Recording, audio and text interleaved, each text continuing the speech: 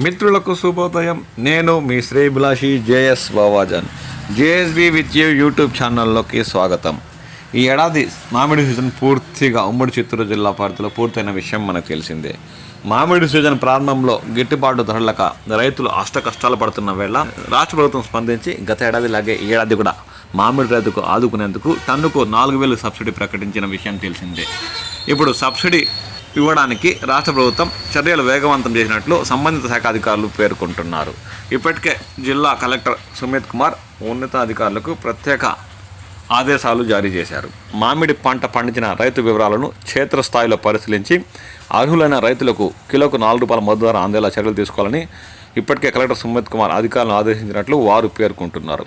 ఈ క్రాప్ భూమి ఆధార్ బ్యాంక్ వివరాలను పరిశీలించి పారదర్శకంగా జాబితా సిద్ధం చేయాలని, అది సెప్టెంబర్ 5వ తేదీలోపు ప్రక్రియ పూర్తి చేయాలని ఆయన అధికారులకు సూచించారు. ర్యాంపులు ఫ్యాక్టరీలు రికార్డులో అవకతవకలు లేకుండా క్షుణ్ణంగా తనిఖీలు చేయాలని ఈ సందర్భంగా ఆయన వారికి గట్టిగా చెప్పినట్లు ఉద్యాన శాఖ అధికారులు పేర్కొంటున్నారు.